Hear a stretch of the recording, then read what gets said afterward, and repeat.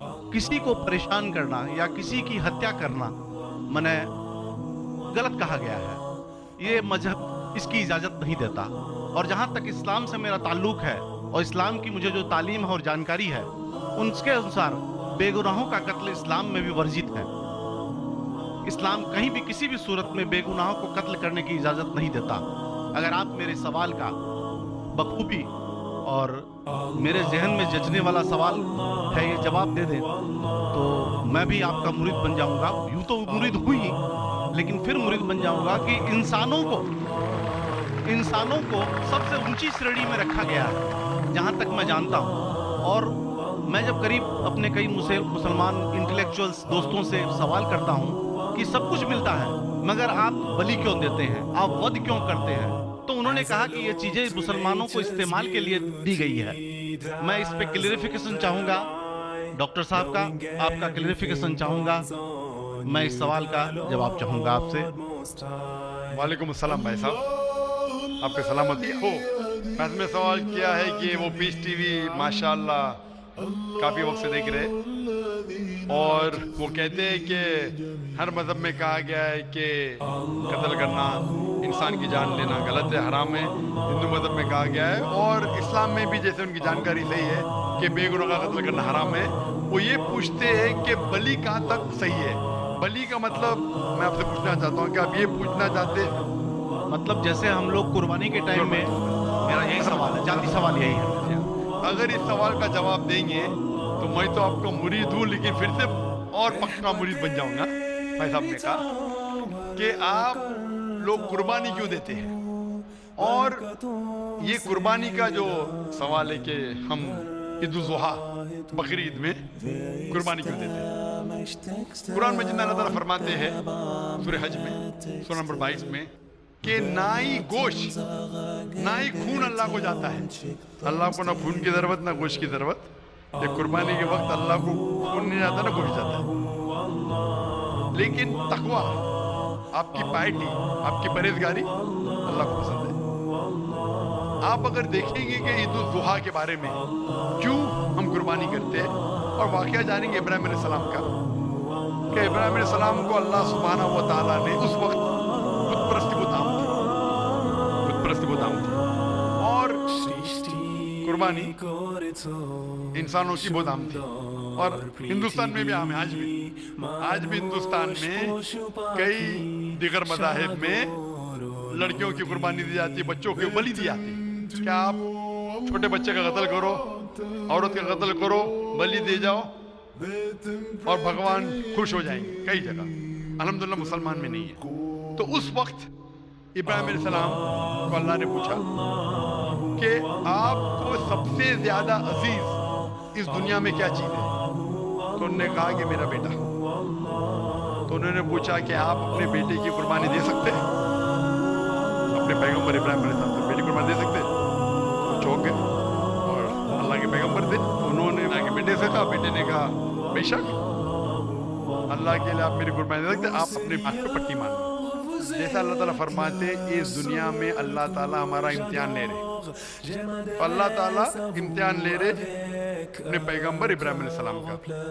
अल्लाह ताला ये भी जानते कि इब्राहिम अलैहिस्सलाम जवाब क्या देंगे, तो इब्राहिम अलैहिस्सलाम अपने भाग पे पट्टी मारते, और जिस तरीके से हुक्म आता है अपने बेटे की कुर्बानी देने जाते, उस वक्त ही एक भेड़, गोट का शीप आ जाता है और उस शीप की कुर्बानी हो जाती है।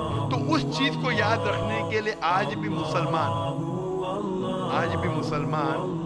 बकरीद के टाइम पे, ईद उल जुहा के वक्त जानवर की कुर्बानी देते हैं, ये याद दिलाने के लिए हमें, क्योंकि ये अल्लाह सुब्हानहू व तआला की तरफ से अपने आखिरी पैगंबर मोहम्मद सल्लल्लाहु अलैहि वसल्लम ने कहा, उसकी बात मानते हैं। लेकिन अगर मैं सोचूं दिमाग से क्यों, तो ये सोच सकता हूँ कि ये हमें याद दिलाने के लिए क्या अल्लाह को इंसान की कुर्बानी की जरूरत नहीं, इंसान की जान लेने की जरूरत नहीं। तो जो आज दुनिया भर में आज भी हो रहा है कि बच्चों को कत्ल किया जा रहा है, औरतों का कत्ल किया जा रहा है, बलि पे चढ़ाया जा रहा है, ये बिल्कुल गलत है। और दोनों में आप देखेंगे फर्क।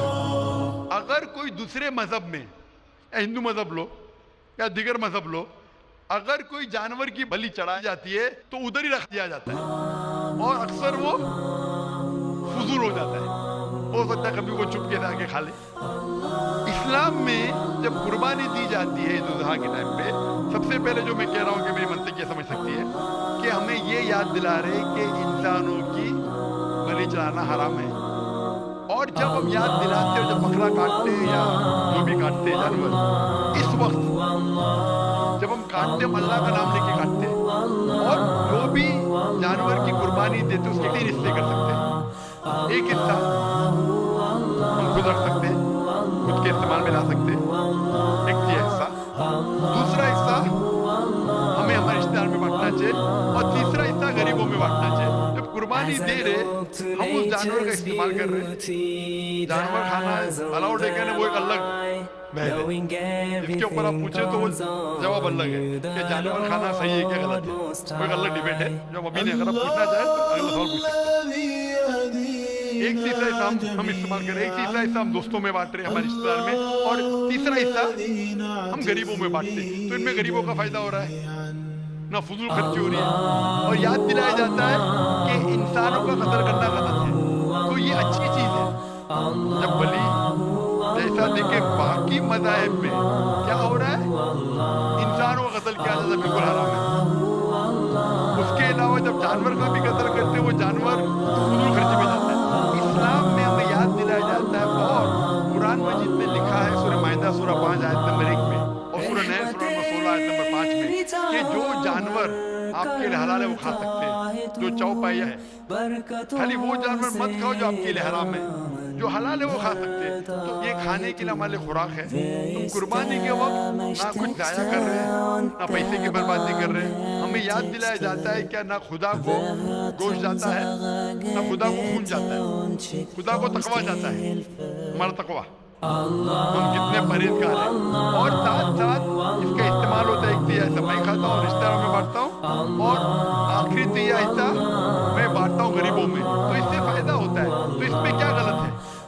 بنسبت دوسرے مذاہب میں آپ دیکھیں گے اس میں نقصان ہی نقصان ہے. انسان کا قتل ہو رہا ہے، اور جانور کو بھی اگر بلی چڑھا جاتی ہے تو فضول خرچی ہوتی ہے. بنسبت اسلام میں بقرعید کے اندر فائدہ ہی فائدہ ہے. بہت خوب، آپ نے بہت اچھا فرمایا. میں آپ کے جواب سے کافی سنتشٹ ہوں.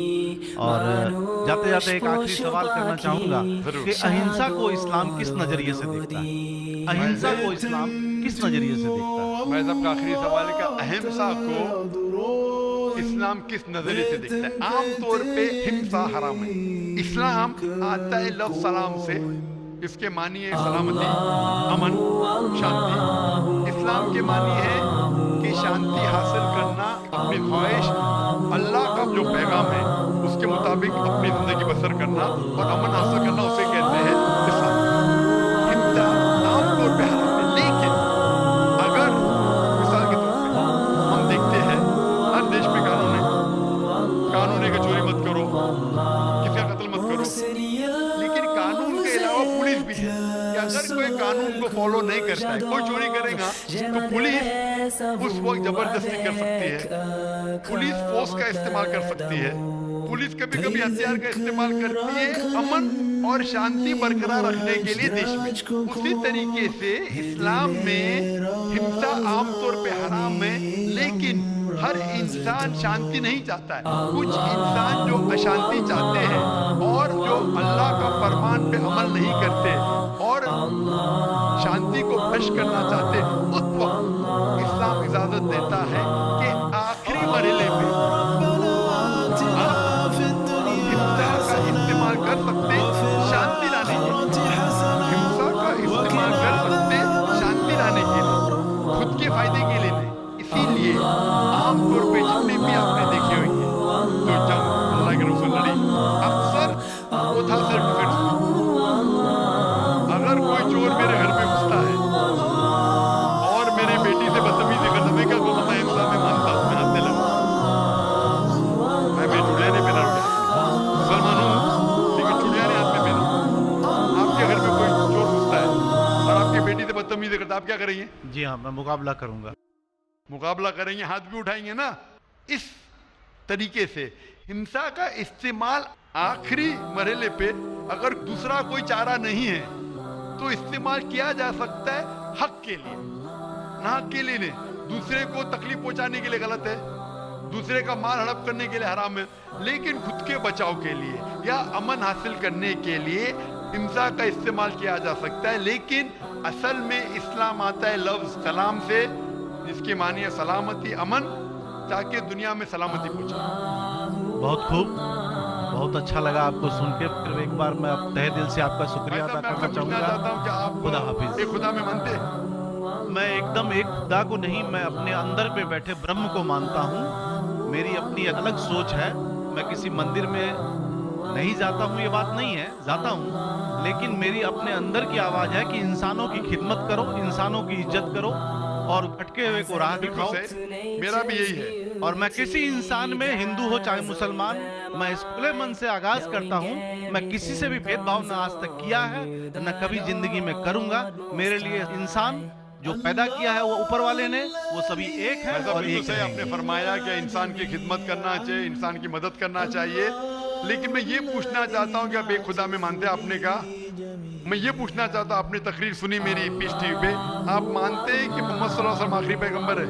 नहीं, मैं इस बहस में नहीं पढ़ना चाहता, मैं इस बहस में नहीं पढ़ना चाहता, लेकिन मैं इतना जानता हूं कि हमारा खुदा एक है और एक ही ताकत है जो पूरे सभी संसार को, पूरे यूनिवर्स को, पूरी बात तो बहुत कहने की है, लेकिन ये समय और वक्त का तकाजा है। मेरे समय का तकाजा होने की वजह से मैं आखिरी चीज कहूंगा आपसे भाई साहब कि आपने पीस टीवी पे इतने तकरीर सुने, आप कहते हैं कि भगवान ही के, मैं उसमें मानता हूँ, लेकिन यही भगवान ने, चाहे बाइबल में हो, चाहे वेद में हो, चाहे कुरान में हो, सारी धार्मिक किताबों में कहा गया है कि आखिरी आने वाले पैगंबर मोहम्मद सल्लल्लाहु अलैहि वसल्लम में, और उसमें मानना चाहिए। तो मेरी आपसे ये दरखास्त है कि आप इतने अच्छे इंसान हैं माशाल्लाह, एक आखिरी मेरी ख्वाहिश है कि आप इंशाल्लाह इस पे तहकीक करो, और ये जब आप एक भगवान में मानते हैं, दूसरे इंसानों को तकलीफ नहीं देना चाहते, तो भगवान ये भी कहते हैं कि आखिरी पैगंबर कौन है, उस पे तहकीक करो, इंशाल्लाह आप मुकम्मल अच्छे इंसान बनेंगे।